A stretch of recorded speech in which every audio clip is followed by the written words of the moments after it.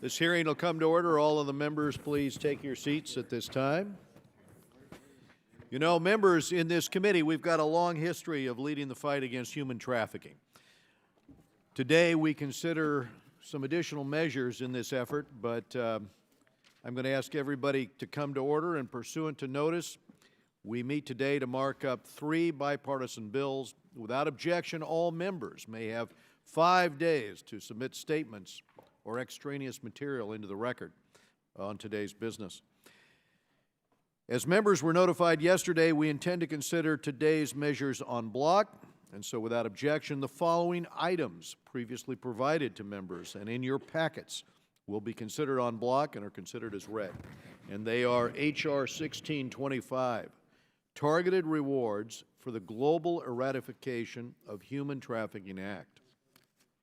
H.R. 1677, the Caesar-Syria Civilian Protection Act of 2017, with the Engel Amendment in the nature of a substitute to H.R. 1677, and the Mast Amendment, 7, to the Engel Amendment. H.R. 2200, the Frederick Douglass Trafficking Victims Prevention and Protection Reauthorization Act of 2017, with the Smith Amendment in the nature of a substitute to H.R. 2200, Royce's Manager's Amendment 33, and Wagner Amendment 6 to the Smith Amendment. I now recognize myself for such time as I may consume to speak on the bills here. So as I mentioned, we've got this long history on this fight against human trafficking, and I would mention that almost all of the members of this committee have been involved in this debate or in legislation trying to move this issue. I especially want to thank Chris Smith for his leadership on it over the years. And I think the thing that strikes us is that human trafficking today is now perpetrated by organized crime in a very brutal way, in a very sophisticated criminal enterprise, and the profits from this illicit industry contribute to the expansion that we're seeing of organized crime around the world, and contribute, frankly, not just to organized crime, but to terrorism itself, here in the United States and in Europe and Africa and Asia. And that's why combating human trafficking requires a global approach to identifying and apprehending the worst offenders in the world. So the Target Act specifically authorizes the State Department and law enforcement to target international human traffickers by offering rewards for their arrest or conviction, rewards that will apply anywhere on earth. And I want to thank my co-sponsor here, Representative Lois Frankel, for her good work, working with me on this measure, as well as the trips she's taken to look into this measure. And I also want to thank our subcommittee chairman again, Chris Smith, and ranking member Karen Bass for H.R. 2200, the Frederick Douglass Trafficking Victims Prevention and Protection Reauthorization Act. And this ambitious bill not only extends the legal authorities from the groundbreaking Trafficking Victims Protection Act that, as I recall, Mr. Smith authored 17 years ago, but it also contains important reforms to our foreign and domestic anti-trafficking programs. Although only the foreign portions are part of today's markup, the bill makes clear that human trafficking is a global scourge that requires a global response, and this bill strengthens the State Department's annual TIP report and the country tier rankings. If you recall, this is the way we name and shame those governments around the globe that don't take part in being part of the solution, but instead are part of the problem. So, namely, with this legislation, there's accountability. They must tell the truth about the trafficking situation on the ground. And they should not be subject, these facts should not be subject to manipulation for the sake of diplomatic or economic or political considerations. So it brings that accountability to our side in the equation. And lastly, for 6 years, we've watched the regime of Bashar al-Assad wage a relentless war against the people of Syria from the deliberate and frequent bombing of schools and hospitals to its widespread use of torture and starvation as weapons of war. And of course, there is Assad's repeated use of chemical weapons. Just last month, we saw footage of entire families snuffed out by sarin gas. Assad's brutality and his support from Russia and Iran and Hezbollah has fueled a mass migration crisis and regional instability that frankly threatens our national security. So H.R. 1677, the Caesar-Syrian Civilian Protection Act, increases the cost to Assad and to his backers for their continued war crimes. And under the bill, foreign companies and banks will have to choose. They'll have to choose between doing business with the Assad regime or doing business with the United States. This bill is a step toward regaining leverage and opposing accountability for Assad's flagrant violations of international norms and human decency. And I want to thank Ranking Member Engel for his leadership in response to the Syrian conflict and on this important legislation before us. And I now recognize Mr. Elliot Engel of New York for his opening remarks. Thank you, Mr. Chairman. Thank you very much. I'm grateful that you've called this markup, and I'm glad that we're advancing the three good pieces of legislation today. I'll start with the bill I authored, the Caesar-Syria Civilian Protection Act. I want to thank Chairman Royce for joining me as the lead Republican co-sponsor of this bill, and I think it's fair to say that this legislation would not have moved so fast if it wasn't for Chairman Royce. When Caesar visited our committee nearly 3 years ago, he showed us the horror of Assad's war against the Syrian people. No one sitting in this room who saw that could ever forget those images. We know in the years since that nothing has gotten better in Syria. As we heard again and again during our hearing last week, the United States needs a clear, coherent strategy to address the 6-year-old crisis raging in Syria. We need to push for a political solution that ends the Assad regime's campaign of carnage, removes Assad from power, and helps the Syrian people rebuild and chart the course for the future of their country. That's no small task, especially after so much time, after so much senseless death. Each time we've seen the Assad regime on the ropes, they get another lifeline, often from their most devoted enablers, Russia and Iran. And of course, Hezbollah goes along with Iran. So part of dialing up the pressure on Assad, part of pushing for that solution, means cutting off those lifelines. And that's what my legislation aims to do. This sanctions bill would crack down on anybody who does business with the Assad regime. We want to go after the money flowing to Assad. We want to go after the actual hardware that's driving his ability to murder the Syrian people, from the airplanes and weapons that spell doom for innocent civilians to the oil and spare parts that keep that machinery running.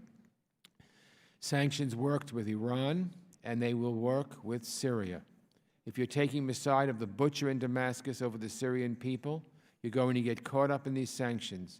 This means Iran. This means Russia. The blood of the Syrian people is on their hands as well. And as we're cracking down on those responsible for this war, we'll also be taking names. Down the road, those guilty of war crimes must face the consequences. This bill would require reporting on human rights violators and support evidence gathering to aid eventual prosecutions for war crimes and crimes against humanity. Now, this measure includes some flexibility.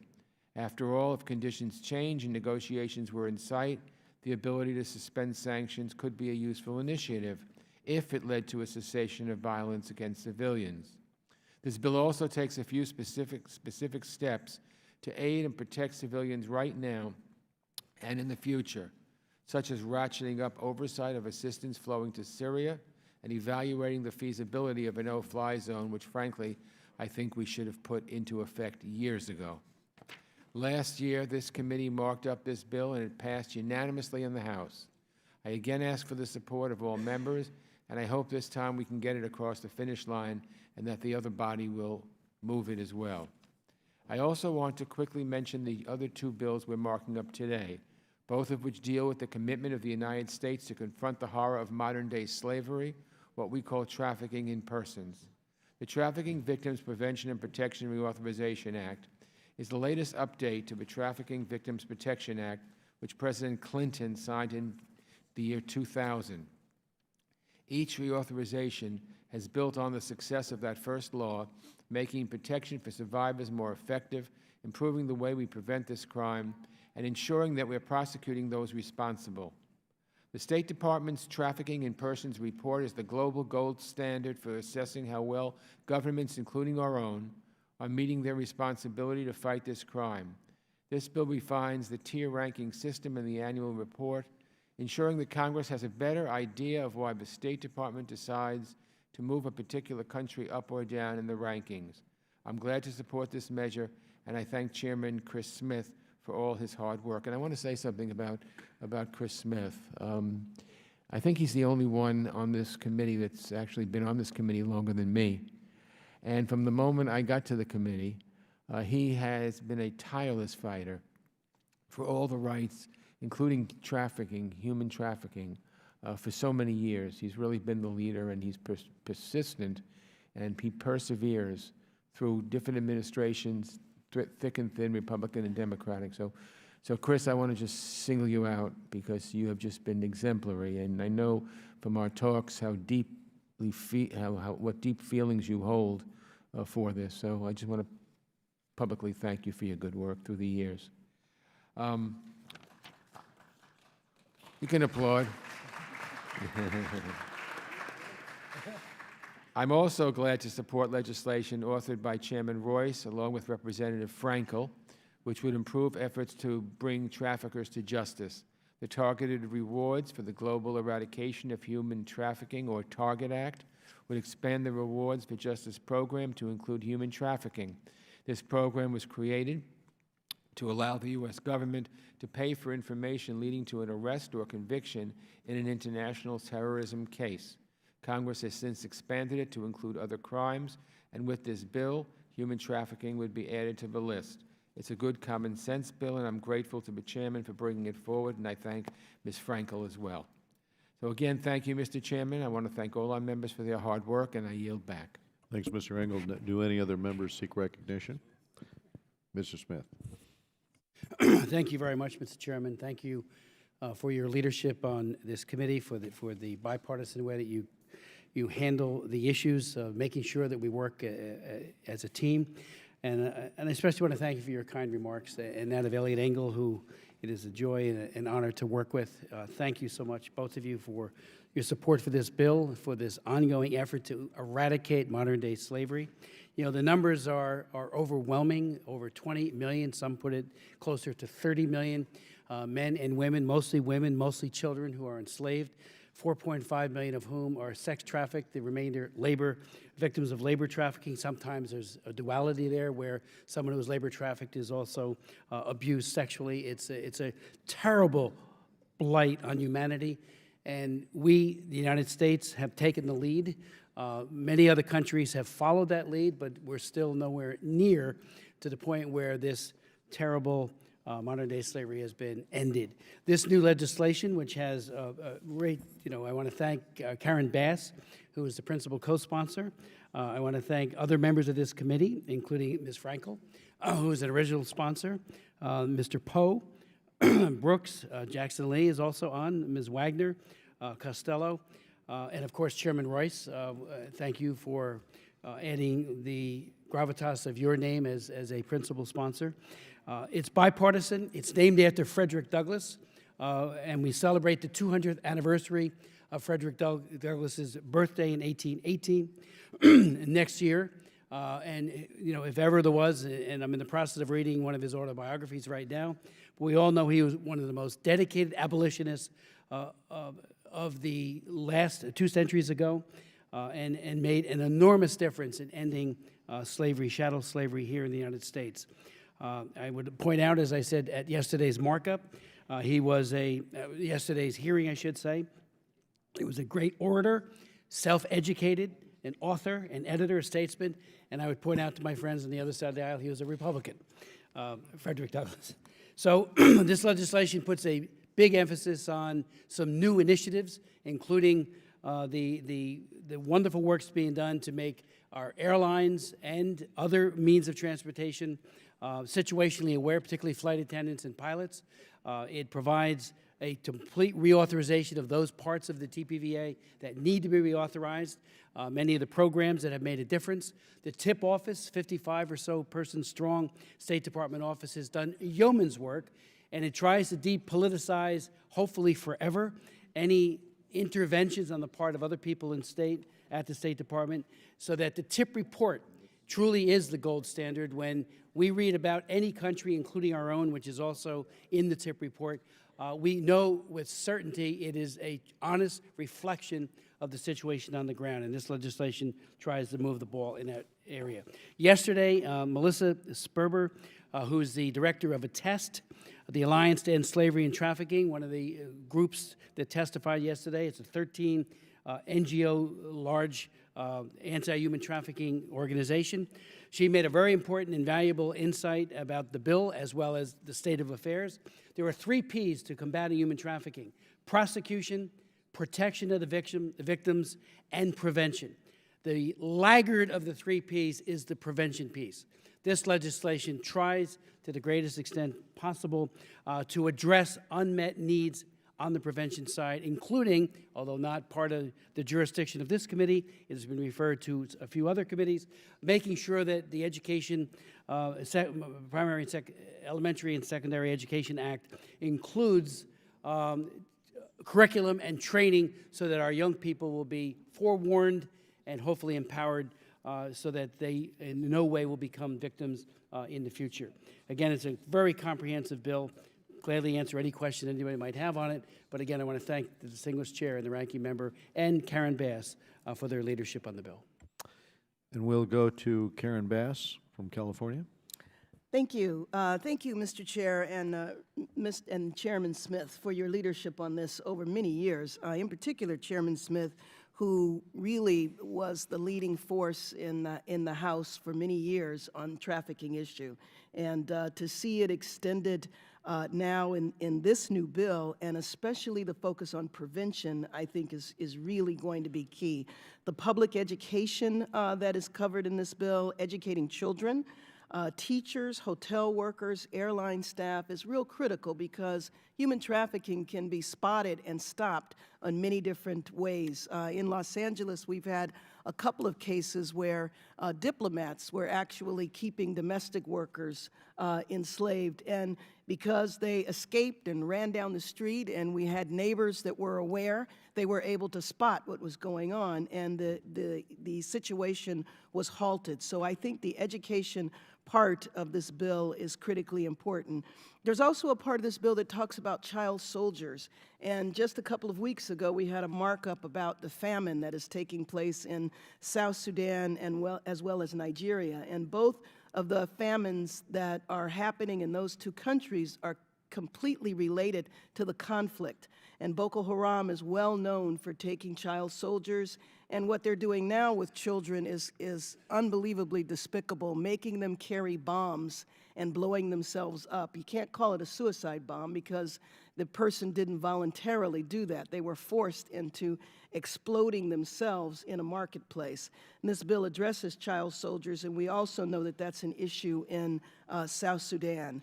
At yesterday's hearing, I know that this part of the markup is just about the international part, but I do want to note that in yesterday's hearing, we talked about the domestic side of this issue and the fact that a number of girls, the average age is 12, that are involved in sex trafficking who are U.S.-born girls are children from the foster care system. And if you think about that, if you are a child in foster care, you are under the authority of the government. So it is our governments, local and state, that have failed these girls, that have allowed them to fall through the cracks and fallen into being trafficked. So I know we'll address that in other committees, but I wanted to make note of that because it came up in the hearing. And I want to thank, again, the chairman, both chairmen, for their leadership on this issue over many, many years. I yield back my time. Mr. Rohrbacher of California.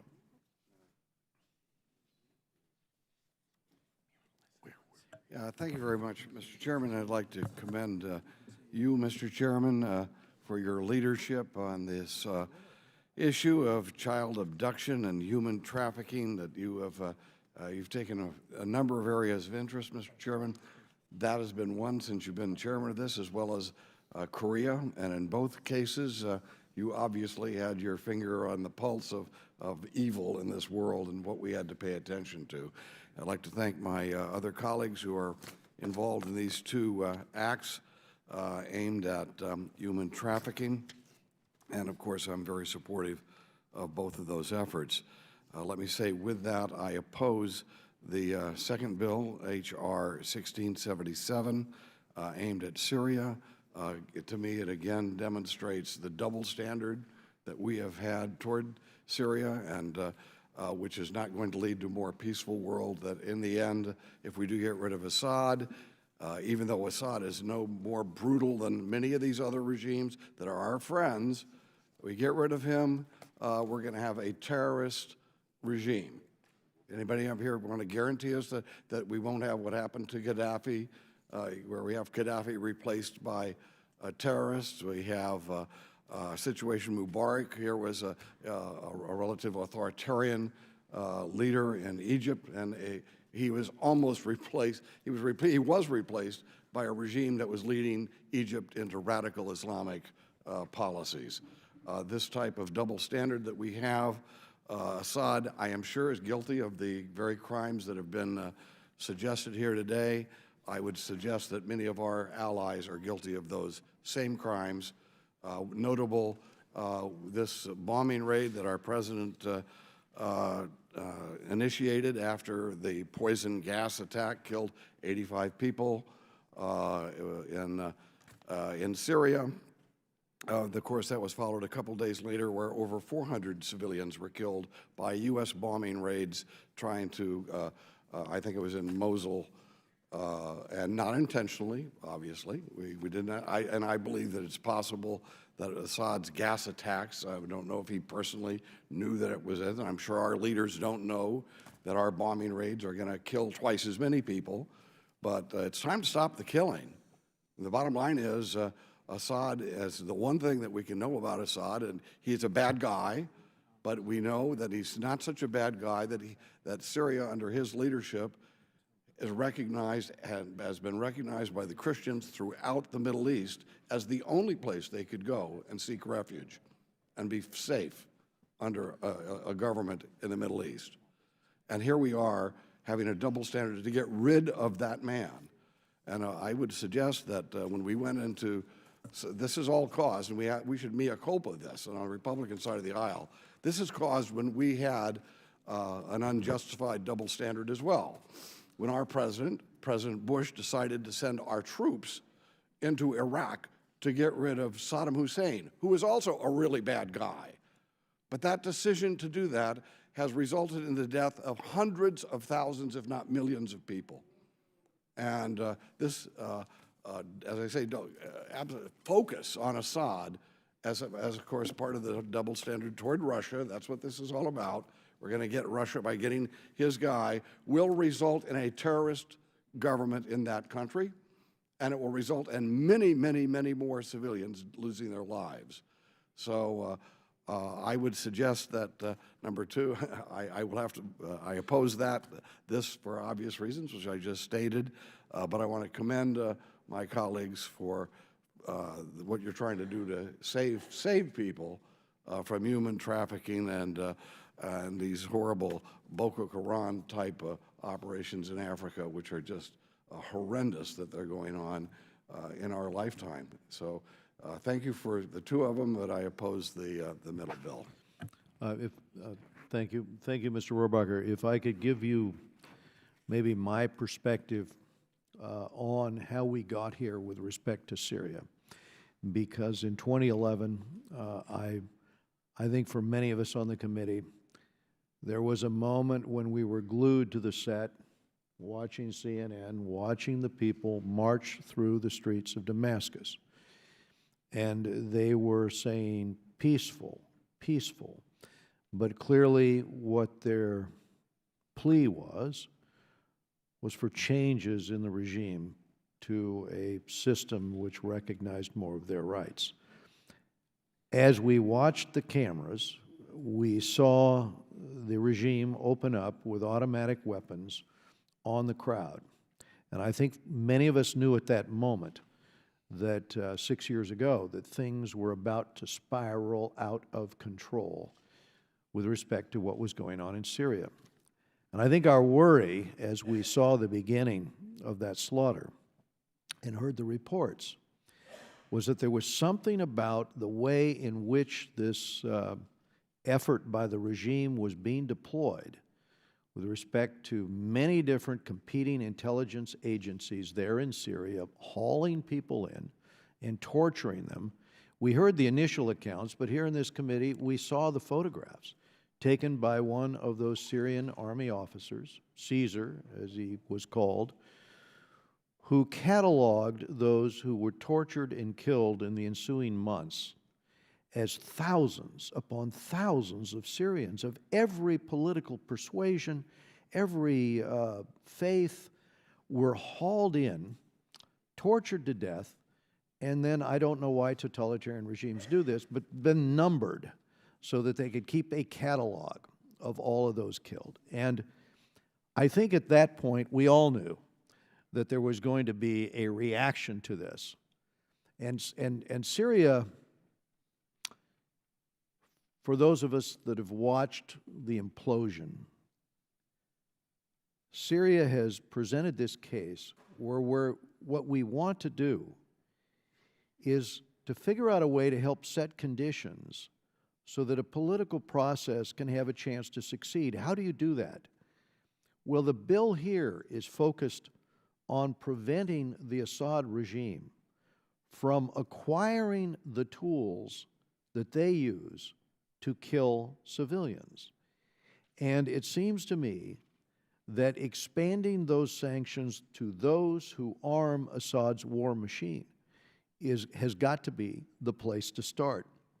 And that's why I think Mr. Engel, who originally raised this case with us, as we think back 6 years ago, he was the one on point saying we've got to figure out a way to help mediate this and to stop that slaughter, but because we can see that there's going to be a blowback, a consequence to this.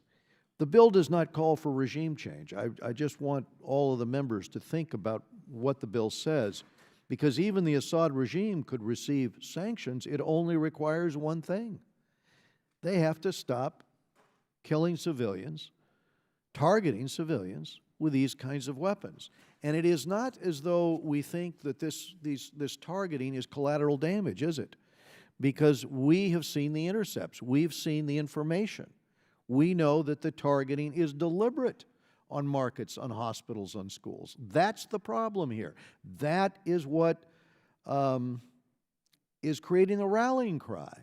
It's Assad's murder and torture of civilians that gives that rallying cry and recruitment tool for ISIS. So it is images of suffering in Syria that fuel the propaganda on the part of ISIS. This is how they took Raqqa. This is where they started, in Raqqa, Syria. So by preventing these atrocities, this is what Mr. Engel is trying to do. We are undermining, then, ISIS's recruitment narrative, and we're taking away one of the most powerful tools. Now, the bill, in my view, looked at from that history, from that standpoint, is about pushing forward the conditions that can result in a peace agreement. This bill is about protecting the millions of innocent Syrians who are being bombed or gassed or shot or tortured. And yes, I wish that Mr. Engel and I'm a co-sponsor here with him on the bill, could have generated the support for a safe zone to protect more civilians. But this is what we can do now. And we study a safe zone in the bill. This is what we can get through now. It allows for the sanctions, of course, to be suspended if legitimate concrete peace talks are undertaken, and if that killing and targeting of civilians stops. So with that said, I think there were some other members. Yeah, Mr. Chairman, Mr. I'm wondering if you could just yield to me for a moment. Yes. Thank you. Thank you very much. I want to reiterate or second everything you said, because I think you laid it out quite perfectly in terms of how we came to this conclusion. Let us remember that Assad created the terrorist groups in Syria. He's a magnet for extremism because of the way he acted and treated. We saw the Arab Spring happen in many different countries, and it happened in Damascus, it happened in Syria with just average people saying that they were fed up and wanted to change. And Assad could have responded differently, but he responded to killing all these people, to mowing them down, to having his goons go after people. He started this. That's why he's different than everybody else in the region. Yes, it's a region of bad actors and bad players, but Assad has been a personal murderer. When we saw those horrific images here of Caesar brought them here in this committee, it was like looking at something from the Holocaust. It was just grotesque, just grotesque. And the numbering of the bodies so to somehow say that, well, they're all the same and we're going to wind up with somebody worse and we're going to this and we're going to that. Look, I think the United States made a terrible mistake 4 years ago or 5 years ago. I think that we should have aided the Free Syria Army when they were a real viable force and had started to win a lot of events on the battlefield. They did very, very well. And the president's national security team, President Obama's national security team, came up with a plan which would have aided them. And I supported that plan, and so did the whole team, but the president did not. And so we never implemented it, and I think that was a very big mistake. And then as the years went on, we didn't protect the civilians. There should have been zones to protect civilians. I mean, easier said than done. It would have required a commitment on the part of the United States. But the fact of the matter is, we now have what we have. And the stepping back and the letting Russia get involved, and now they're involved, people are looking for the United States to lead. And I think that we can lead, and I think that we should lead, and I think that the initial strike that President Trump called in Syria was something that was worthwhile, and I supported it. But the question now is, what do we do? And the president needs to come to us with a plan, and the president needs to involve Congress. I feel very strongly about that. But let's not, when we look at history, let's remember this was started by Assad, this was sanctioned by Assad, the murders happened with Assad, and so we just cannot say that he's one of many, or if you replace him, you'll get somebody worse. This bill attempts to be punitive and prevent people from propping up the Assad regime, from trading with the Assad regime, from getting money to the Assad machine. I don't want to look back years from now and say that I did nothing while murder was being carried on, murder of innocent civilians. So I thank you, Mr. Chairman. I yield back. Thank you. I'd yielded time, so we'll go first to Mr. Deutsch and then to Mr. Poe. Thank you, Mr. Chairman.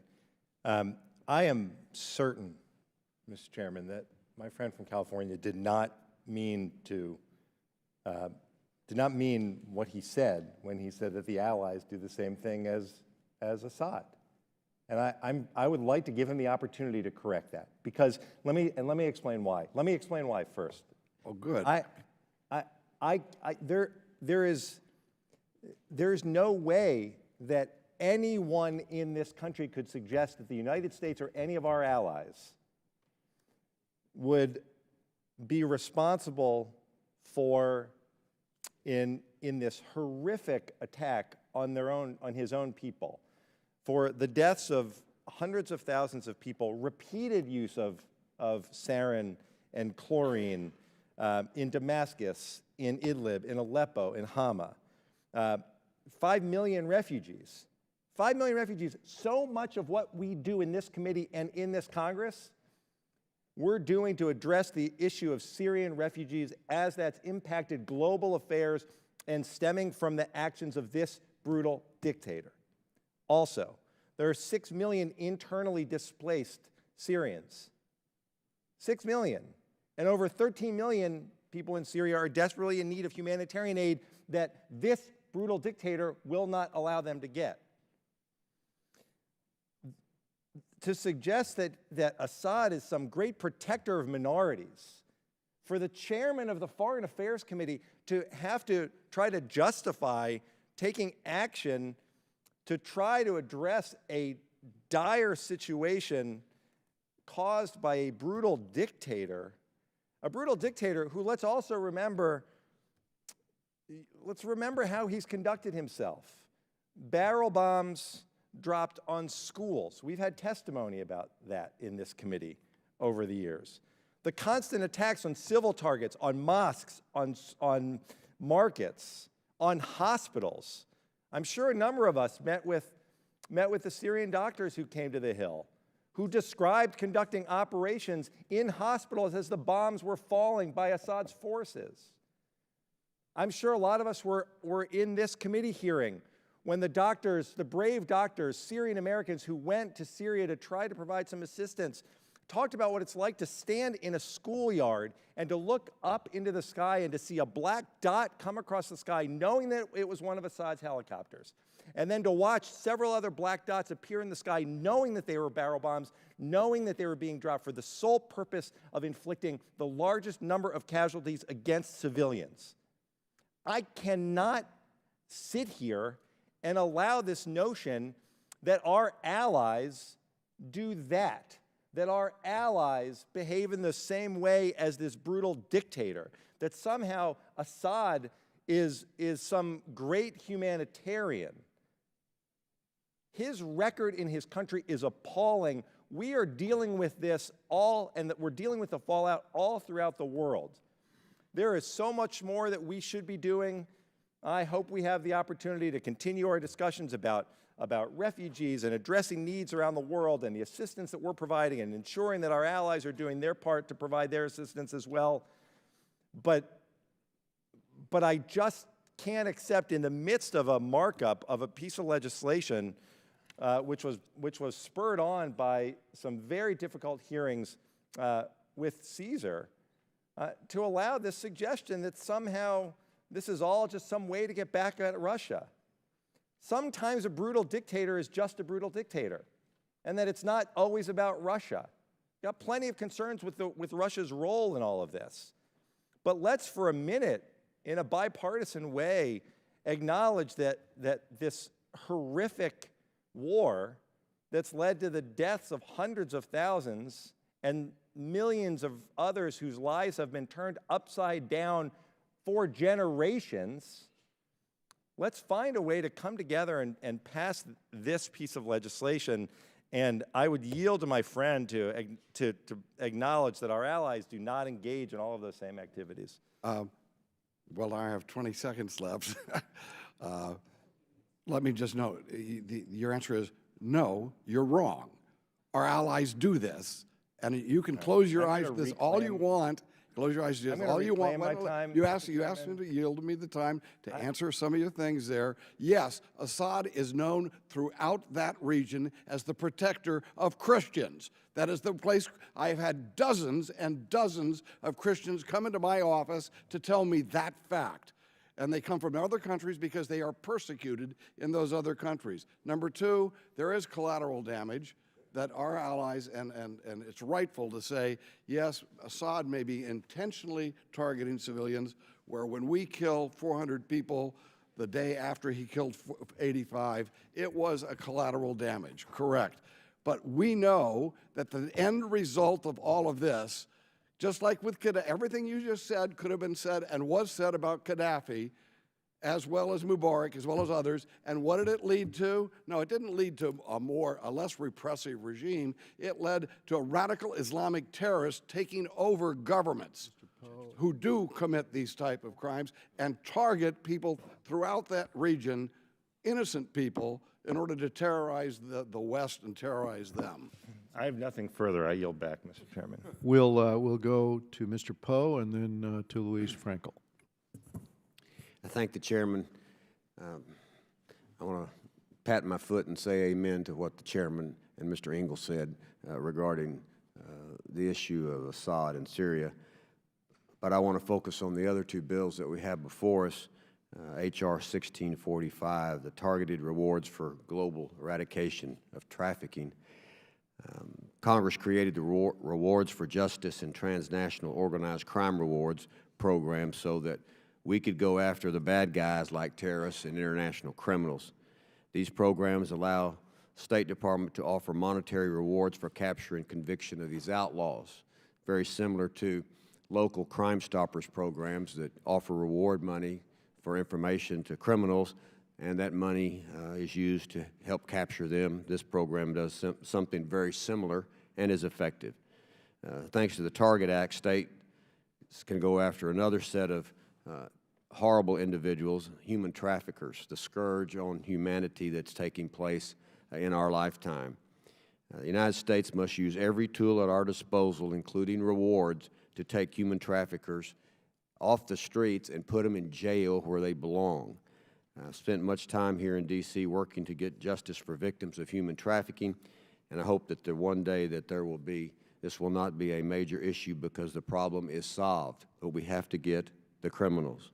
I'm proud to co-sponsor this bill, which will help get these slave traders behind bars and in penitentiaries where they belong. H.R. 2200,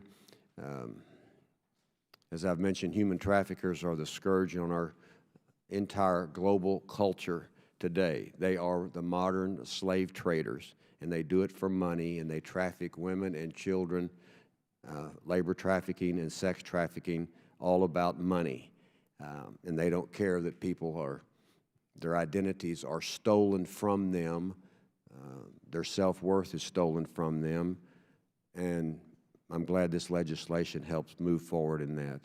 I'm proud to be co-chair of the Congressional Victims' Rights Caucus with my friend Jim Costa from California, and we've seen, like many on this in this committee, firsthand the devastating effects of the modern-day slave trade, not just internationally, but here in the United States. I give my wholehearted support behind this bill, which is a comprehensive approach to stop human trafficking.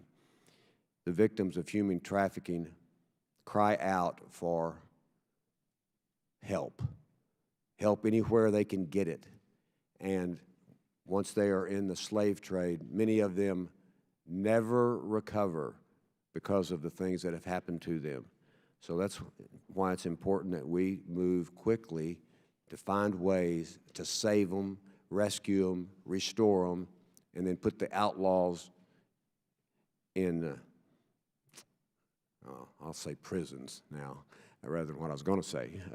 But we need to take them and put them where they will not be able to contact any victims and steal their souls away from them anymore.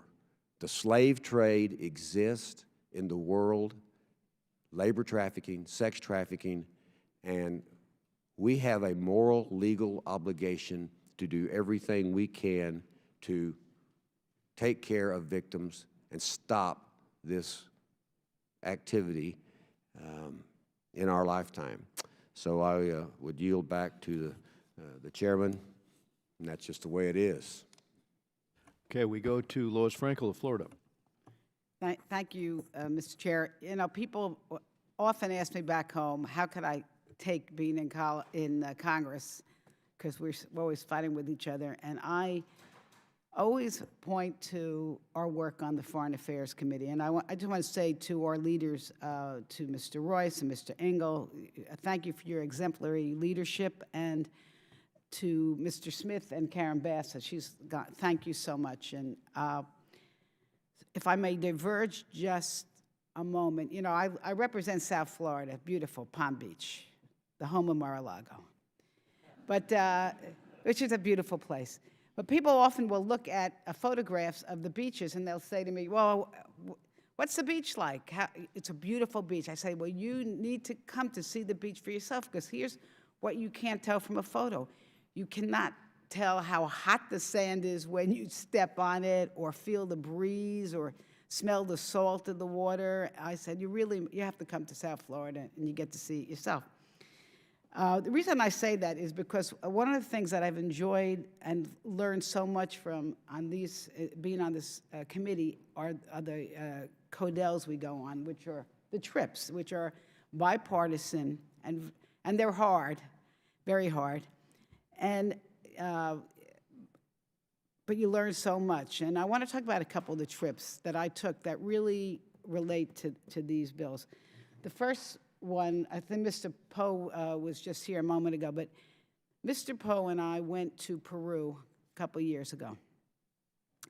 And we, today, I am still haunted by that trip. And the trip was to 2 different shelters in Peru where they were sheltering young girls that had been trafficked. One group had been slave trafficked into labor, the other into sex trafficking.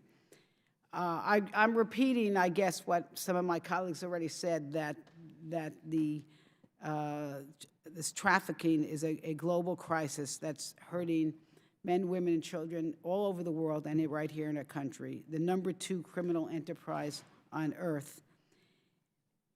These young girls who we met, I can just see I see their eyes.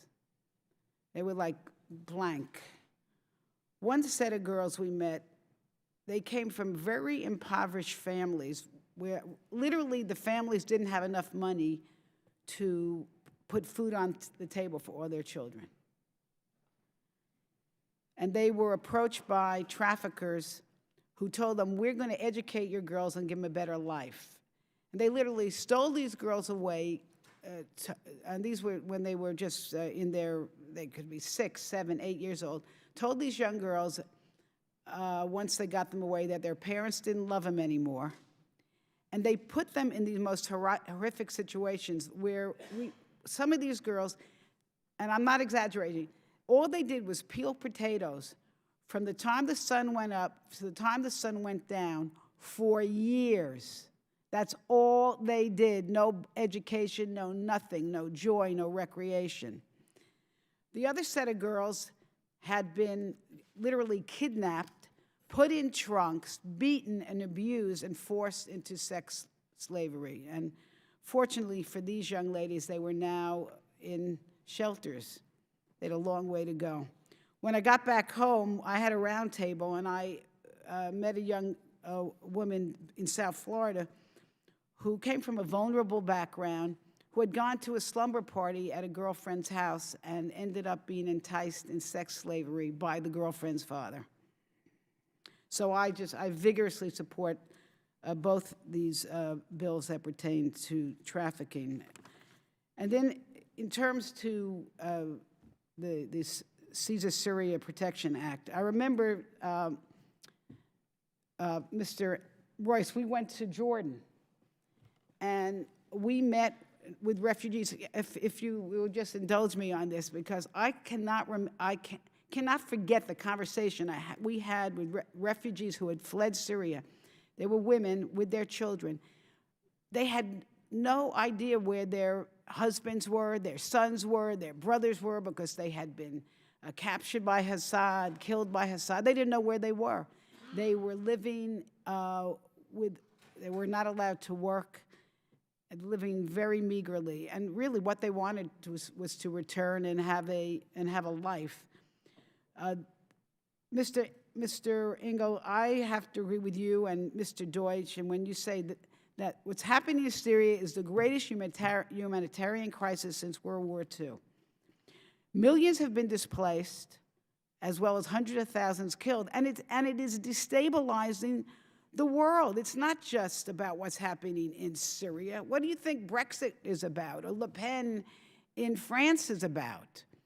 This is a reaction to the refugees who were trying to flee this horrific situation in Syria. And I just want to say is that, in terms of Assad supporting backing the Christians, I will say this, that the Syrian Christians for Peace is a coalition that supports this bill.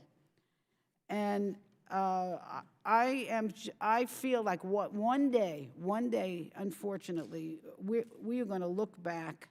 We are going to look back and say, why did we not do more? I'm looking back right now and saying that. And everybody in this committee should say this, but this is a great bill, and I'm glad we are doing something, and I hope we can get this through, and I yield back. We go now to Adam Kinsinger and then David Cicilline. Well, thank you, Mr. Chairman. I want to echo your remarks, basically the remarks of everybody except Mr. Horbacher. You know, Dana, you're my friend, but I literally, something happened during that. I officially ran out of WTFs during that entire speech. To put a moral equivalency of our action in Mosul to what Bashar al-Assad is doing made me honestly want to throw up. It was embarrassing.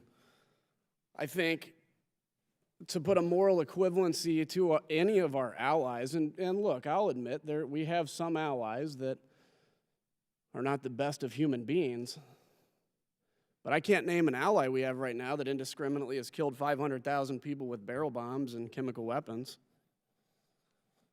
I mean, look, I think it was Mr. Deutsch that said something about, you know, the Russia issue, and it doesn't always have to be about Russia. And look, Russia plays a very bad role in Syria. This bill's not about Russia.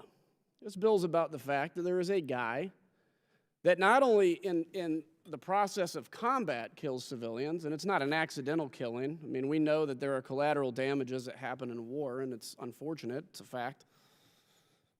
But he deliberately targets innocent civilians because the regime believes that if you kill a fighter, yeah, you get some benefit, but if you kill a child, the collective pain that you're putting on the population is hopefully enough to get them to relent. So they kill more and more children. They're totally unfazed by a child gasping for his or her last breath because they're choking to death on chemical weapons. Yeah, but chemical weapons are terrible, but maybe it's a barrel bomb where a helicopter pilot flies and a couple guys in the back have a barrel that's just loaded up with a bunch of garbage that explodes and kills things, and just throw it out the back, hopefully timing it just correctly that it kills the most people possible.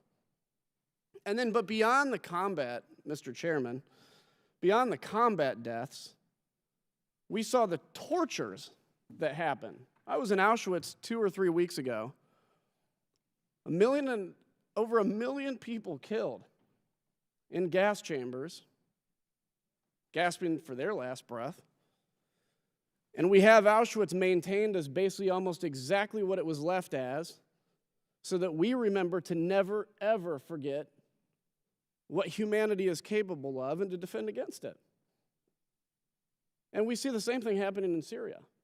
And it's not just the combat deaths, it's the pictures of the bodies that have markings next to them, documenting how they were tortured, documenting starving to death, documenting all kinds of terrible things that when I went through SEER training and survival in the Air Force, they tell you, when you're captured, this is the kind of stuff that can happen to you, and it was way even beyond that. For any kind of moral equivalency to be leveled with us, especially, or any of our allies, to the brutality of this demonic man. Would the gentleman, is the gentleman... No, I'm still going. Are you You've had enough. suggesting You've that I had use enough the words time. I moral ran out of equivalence? information. I ran out of... Are you suggesting that I use ran the out. words moral If equivalence? this is my time, if the gentleman would please allow me to use my time. When you you had refer to another member, uninterrupted... when you refer to another You member, had uninterrupted 6 minutes to spew Vladimir when you Putin's refer to another propaganda. member, the member has a right I to am ask a defending question. against that. When you refer to another member, the member has a right to ask a question. Not when I have the time. I think we're cool. We know where you stand. So anyway, Mr. Chairman, I'm just blown away by all that, and I got to tell you, Bashar al-Assad, I wish he would be dead, but that understanding, I hope we can get to a negotiated solution, and I will not yield. I'll yield back my time, Mr. Chairman. Mr. Chairman. The gentleman Chairman, from California was referenced, and therefore we yield him a minute. Thank you very much, Mr. Chairman, which is the custom here, which is the courtesy custom, when you mention someone else. We can argue custom. Wait a minute. Go ahead. I have the time. At not one moment do I believe I used the word moral equivalency. Let me just put that in the record, and that's all I have to say right now. For to repeat over and over again as if I said that is, again, not only is it, I'm hoping it's not malicious and that you intentionally are trying to create that image for me. Look, it is difficult for someone who disagrees with the majority to stand up and have courage enough to say, you're wrong and this is where you're wrong. And that's fine. But to have then the answer to be a dishonest analysis that I had said something that I didn't say is wrong. I'll leave it at that. We now go to Mr. Cicilline and then Mr. Mast. Thank you, Chairman Royce and Ranking Member Engel, for holding this markup today to consider three important bipartisan pieces of legislation, all of which I support. The issue of how to deal with the Assad regime in Syria is one of the most pressing and difficult foreign policy challenges we face as a nation, and I'm very pleased to see bipartisan legislation being moved forward today by our committee, and want to, of course, associate myself with the eloquent remarks of Mr. Deutsch and Mr. Kinzinger with respect to the conduct of the Assad regime. But I have to say that I am disappointed that another extremely serious challenge remains inadequately addressed by this committee, and that's the issue of Russian meddling in democratic elections. It's been almost 2 months since the hearing this committee held on Russian election interference was conducted, and during that hearing we heard uniformly from our witnesses that Russia is actively engaged in cyber warfare, propaganda, and hacking in order to undermine democratic elections and weaken Western institutions such as NATO. At the time, Chairman Royce stated correctly that, and I quote, Russia has pumped tens of millions into disinformation and propaganda targeting to the U.S. and Europe. For too long, the United States' response to Russian aggression has been weak and ineffective, and this has to change, end quote. I couldn't agree more. And that's why I hope we will soon consider a number of pieces of legislation that have been introduced in the House to deal with Russia's continued hacking and cyber warfare. Specifically, I've introduced a bipartisan resolution along with my colleague Peter Roskam, H-Res 172, which condemns Russia's election interference in Europe and expresses a sense of Congress that it is the U.S. policy to sanction individuals engaged in hacking, cyber warfare, or other election interference activities. I thank the many of my colleagues on both sides of the aisle who have already co-sponsored this legislation and ask that all of you consider adding your names. Additionally, my colleagues, Ranking Member Engel and Congressman Conley, have also introduced legislation, the Secure Our Democracy Act, which would sanction any foreign individual or entity found to have unlawfully meddled with a federal election and would bar entry to the United States and freeze U.S.-based assets of anyone involved in such interference. With reports that French presidential candidate Emmanuel Macron was the target of Russian hacking attempts last month, and the second round of French presidential elections scheduled for next week, we must send a strong message to the Russian government that their attempts to influence democratic elections will not be tolerated. If we don't, unequivocally, and on a bipartisan basis, send the message that interference in democratic elections will have consequences, we diminish American leadership. We weaken our alliances, and we further endanger Western democratic institutions. And I sincerely hope that we can come together to pass legislation that is strong and clear in demonstrating that democratic institutions are sacred and the United States will respond to those who attempt to interfere in free and fair elections. Now, turning back to the legislation at hand this morning, I want to emphasize my strong support for the Caesar Syria Civilian Protection Act, of which I'm a co-sponsor. I want to thank the Chairman and Ranking Member for their leadership on this issue. If enacted, this bill will require sanctions against those who aid the Assad regime in acquiring goods that support the regime's military capabilities, as well as those who are responsible for or complicit in human rights abuses. There is abundant evidence that both war crimes and crimes against humanity are being committed in Syria under Bashar al-Assad's regime. It's estimated that Assad is responsible for the deaths of more than 480,000 civilians. That number is staggering. The United States cannot stand silent as the Assad regime continues to commit these horrific atrocities. And I thank my colleagues for introducing this legislation and look forward to supporting its passage and signing into law. I'm also proud to be a co-sponsor for the two bills dealing with human trafficking today. Modern-day slavery, the act of human trafficking, is repulsive and a violation of human rights. It's absolutely critical that we do everything in our power to prevent human trafficking while both improving and expanding services for trafficking victims. H.R. 1625, the Target Act, and H.R. 2200, the Federal Douglas Trafficking Victims Prevention and Protection Reauthorization Act, are two important bills that will help us combat human trafficking. Under the Targeted Rewards for Global Eradication of Human Trafficking Act, U.S. law enforcement officials will have the ability to use reward money for the capture or conviction of wanted terrorists and transnational criminals. The continued and strengthened use of success rewards program will help us in our fight to protect U.S. citizens and our interests. And the Federal Douglas Act incorporates a wide array of prevention and protection policies designed to prevent human trafficking and ensure that proper training and protocols are in place. We have to do everything we can to make sure that becomes law. And again, thank the sponsors for the work that they've done on this legislation, and reemphasize my strong support, and yield back the balance of my time. I know the gentleman from Rhode Island is disappointed that his resolution, his and Mr. Roskam's resolution condemning Russian interference in European elections isn't on the agenda today. He knows how I feel about the issue. In fact, his resolution reads a lot like the opening statement I've made at our recent hearings on this issue. But this request came to us late, so I'm willing to work with him and the ranking member to see if it's something the committee would support moving ahead with. I will share with you that I also had a resolution that I wanted to bring up today, one on Iran's missile program. But after consultation, our goal here is to reach sort of a critical mass in support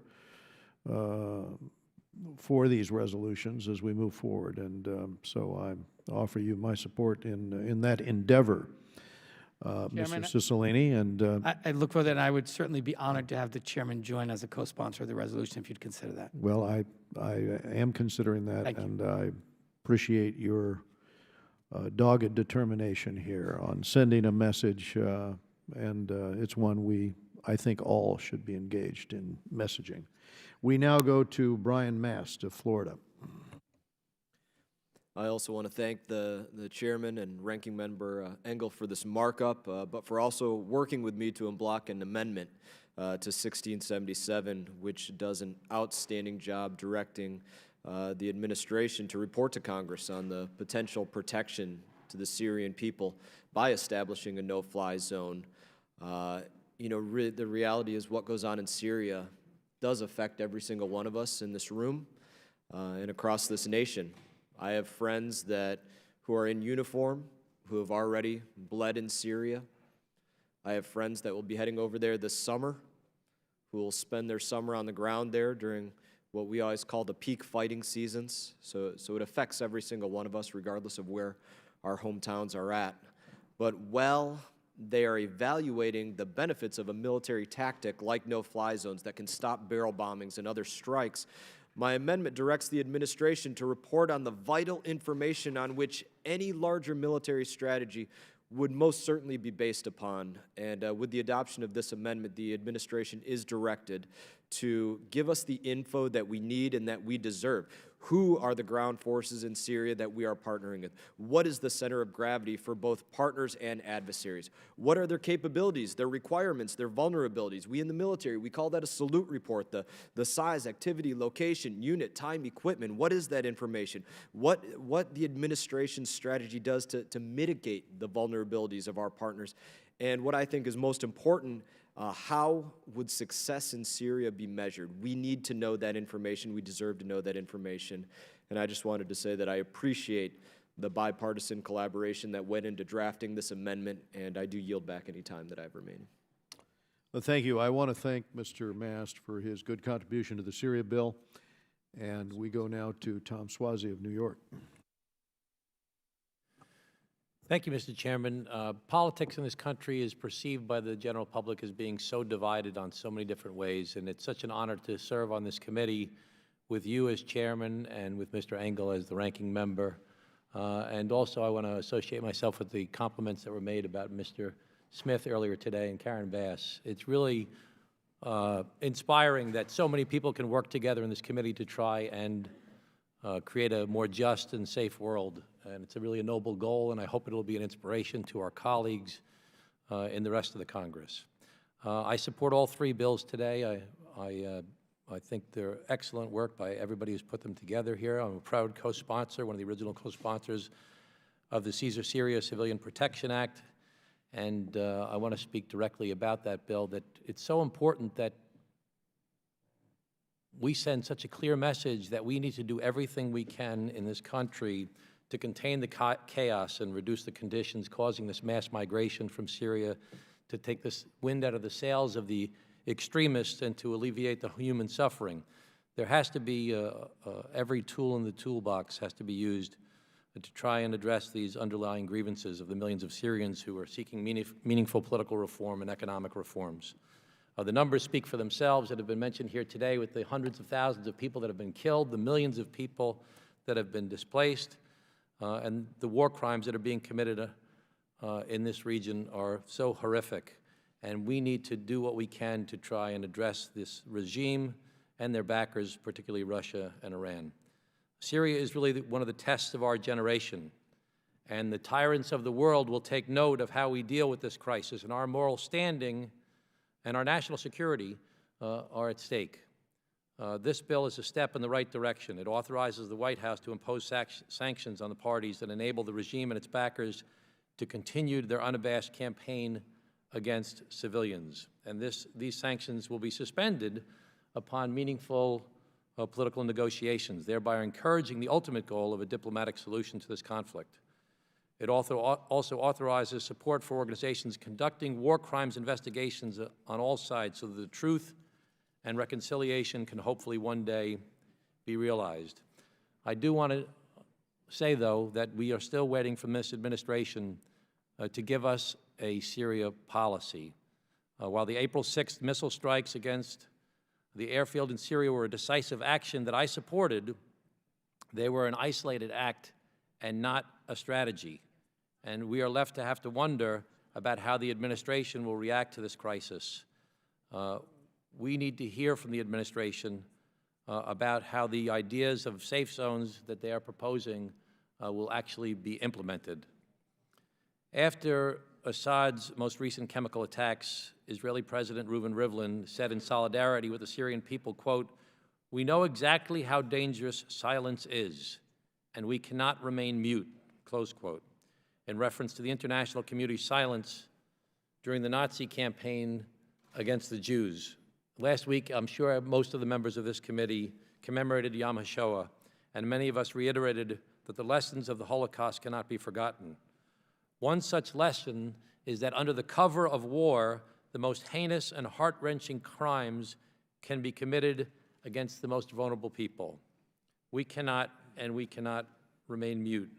So I'd like to again emphasize my support for all three of these bills, but I'd also like to again thank Ranking Member Engel and Chairman Royce for their leadership in advancing the Syrian legislation. Thank you very much. Thank you. We go now to Ann Wagner, and we thank Ambassador Wagner for her contribution to the underlying bill, and then to Mr. Espaillat of New York. Ann Wagner of Missouri. I thank you, Mr. Chairman, and I thank you for organizing this important markup. I'm pleased that the Frederick Douglass Trafficking Victims Prevention and Protection Act and the Target Act will improve America's fight against sex trafficking and forced labor, both at home and worldwide.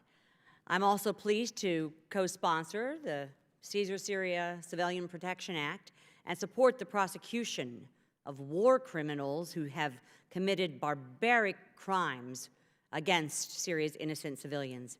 It is high time for Congress to move this important bill across the finish line. It's my particular honor to offer an amendment today to TVPA that will press countries on the State Department's Trafficking in Persons Tier 2 watch list to take concrete actions to combat human trafficking. It will specifically require State Department to justify a country's tip ranking, linking its actual actions to the minimum standards enumerated in the law.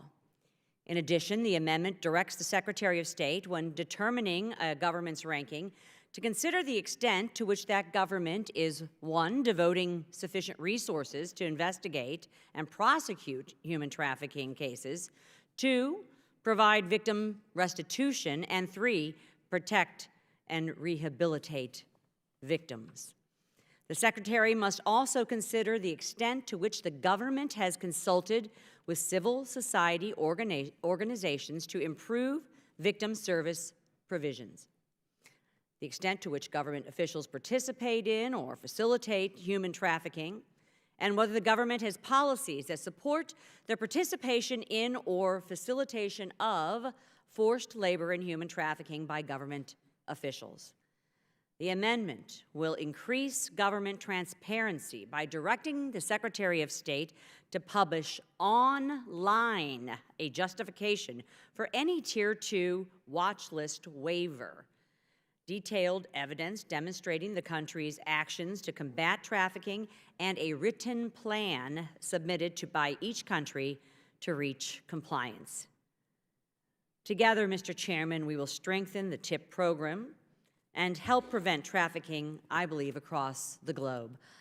I ask my colleagues to support my amendment, and I salute Chairman Royce, the ranking member, and Congressman Smith for these tremendous bills, and I am delighted to support them all. I yield back. I see Mr. Castro is next in the queue, Mr. Escott. If we go to Mr. Castro first and then to you. Mr. Castro. Thank you, Chairman.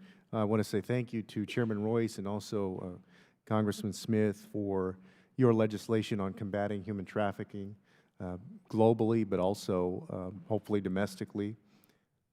In many places in the United States, including, unfortunately, the home of myself and Congressman Poe, we have failed the children of this country. Specifically, the state government in Texas has failed the children of this country. And I want to read you quickly an example of what I'm talking about when I say that. Karen Bass mentioned that many of these human trafficking and sex trafficking victims are folks who have gone through the foster care system. In Texas, the state government has not funded the foster care system in the way that it should. And so this year, there have been articles all over the news about how foster care kids are being made to sleep in state offices because there is nowhere else to put them. So here's a headline from April 14th, 2017, just a few weeks ago. Children sleeping in CPS offices, Child Protective Services offices, spiked in March, mystifying Texas officials. Children sleeping in state offices due to foster parent shortage because the state government has not properly dealt with that program. With respect to human trafficking and sex trafficking victims, the situation is even worse. Texas is reportedly the state in the nation that has the most human trafficking going on in it. If you think about it, because of the corridors, I-35 going from south to north, I-10 going from California to Florida, it makes it a hub for human trafficking in this country. Yet the state government, the governor, the lieutenant governor, the state leaders have not taken this problem seriously. They have failed the children of Texas. So a few months ago, the Texas Tribune did a whole series on human trafficking in Texas, and this was one of the headlines from one of the stories. It says, Texas couldn't help this sex-trafficked teen, so authorities sent her to jail. No one wanted Lena behind bars. She was not a prostitute. She was a child who had been sexually exploited. But teenage sex trafficking victims in Texas end up in jail for one simple reason. There's nowhere else for them to go. The state government, this is the Texas of the Texas miracle, one of the top 12 economies in the world that brags about how great its economy is and has for years. Its state leaders brag about how many jobs they've created, have literally been sending these sex trafficking victims, human trafficking victims, to jail because they simply don't care enough to deal with the problem. So I want to thank you two gentlemen for what you're doing in this committee to deal with this issue, mostly globally, as we try to help other countries combat this issue. And I know this is not lost on you because I know how much you care about the issue, but I would remind all of us that this is still a very big problem within our own United States. And I was moved by Lois Frankel's description of going to Peru. I think she said she went with Congressman Poe and what she saw there. But she did mention that there were shelters for the girls there. I would suggest that there is a visit to be made to the state of Texas to see the horrible job that the state has done in allowing these victims to end up in jail. Thank you guys for your legislation. I yield back. Mr. Escott of New York. Thank you, Mr. Chairman, Ranking Member Engels. First, let me thank you for the bipartisan tenor through which this committee handles its business while allowing diverse opinions to be articulated. I think it's an example of how we can get things done and move forward from both sides of the aisle. The American people have this to learn, that where justice is denied, where poverty is enforced, where ignorance prevails, and where any one class is made to feel that society is organized, is an organized conspiracy to oppress, rob, and degrade them, neither person nor property is safe. Frederick Douglass said this, and today we have the great honor to vote on legislation that bears his name, the Frederick Douglass Trafficking Victims Protection Act, as well as the Target Act, take vital steps forward in addressing modern-day slavery, a form of modern-day slavery, because that is what human trafficking is, a modern-day slavery. About 18,000 people are trafficked to the United States each year. Many are women and children, and most are indebted to smugglers and traffickers. The Douglass TVPRA Act also adds new best practices and accountability mechanisms for the administration to properly implement previous anti-trafficking legislation. And the Target Act authorizes law enforcement to offer significant rewards for information leading to the arrest or conviction of many human traffickers internationally. I am also proud to lend my support for the Caesar Syria Civilian Protection Act of 2017. Our response to the atrocities and the ongoing slaughter and war crimes committed by the Assad regime must be part of a comprehensive strategy plan to end fighting in Syria, which must be approved by Congress. This bill requires the President to impose new sanctions on anyone who does business with or provides financing to the government of Syria, including Syrian intelligence and security services or the Central Bank of Syria, and it also authorizes assistance to meet immediate humanitarian needs. I mourn for all those innocent people whose lives have been taken away by the Assad regime, particularly the many children who die in the barbaric attacks, and I'm proud to lend my support to this legislation. Let me just finish, Mr. Chairman, by adding that much has been said about this piece of legislation, and it generated some very energetic debate. But we also must not forget that the Assad regime is aided and abetted by Russia. This is not a bill about Russia, but they would not be as aggressive as they are today had they not been and continue to be aided and abetted by Russia. Thank you, Mr. Chairman. Thank you, Mr. Espaillat. Other members seeking recognition? We'll go to Mr. Bill Keating of Massachusetts. Thank you, Mr. Chairman, and I'd like to thank you and the ranking member once again for the 3 more examples, and I'm proud to be co-sponsor of first 2 of these. And this is another example, I believe, of this committee, which has had an important role since I've been in Congress, really moving forward again on important issues, and I must say at a time when I think it's more important than before, because we are getting, at these stages of the administration, very mixed messages around the world, and this committee has continued to be resolute. It's been clear, and it's been bipartisan in what it's moved forward. And I hope that we can be given the opportunity to have more of a role, because it's critically important right now that not only domestically but internationally people know where we stand on issues. And along those lines, I would just want to clarify a couple of things, in my opinion, that were mentioned here in the discussion this morning that I think are important in terms of clarity. Number one, the Caesar photos that this committee has had the opportunity to see indeed included Christian and Muslim torture victims in those photos, Christians as well, showing that Assad's torture machine has not just protected Christians, and we should be clear on that. The Assad regime is also responsible for over 60% of destroyed churches in Syria. And we want to be clear on that as a committee and speak as loudly as we can. And it also underscores the importance of the bills in front of us today. Secondly, it was mentioned that H.R. 1677, the Caesar-Syria Civilian Protection Act, targeted Russia.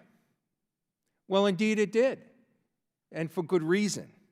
And that's because, again, to try and be very clear, there's some in the administration that will say the Russians are teaming with us in our fight against ISIS. And the overwhelming evidence is that they are disproportionately, and that's being kind, dealing with military alliance with Assad's regime, attacking Syrian civilians in the very measures that we're talking about, the atrocities we're talking about here. And as they do that, it's wholly appropriate that we include them in sanctions. They are, in effect, including themselves in these sanctions rather than being included or targeted directly. So I wanted to be clear on those measures. I want to thank the members and the leadership of this committee for their work. I'm encouraged that we can go forward and continue to be a very strong, resolute, clear, and bipartisan voice on the important issues that affect the United States of America and our allies along the world. Thank you. I yield back. I thank you, Mr. Keating. Hearing no further requests for recognition, the question occurs on the items considered en bloc. All those in favor say aye. Aye. All opposed, no.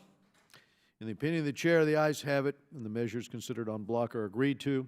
Without objection, the measures considered en bloc are ordered favorably reported as amended. Staff is directed to make any technical and conforming changes. And the chair is authorized to seek House consideration under suspension of the rules. And that concludes our business for today. I want to thank Ranking Member Engel. I want to thank all our committee members for their contributions and assistance in today's markup. The committee stands adjourned.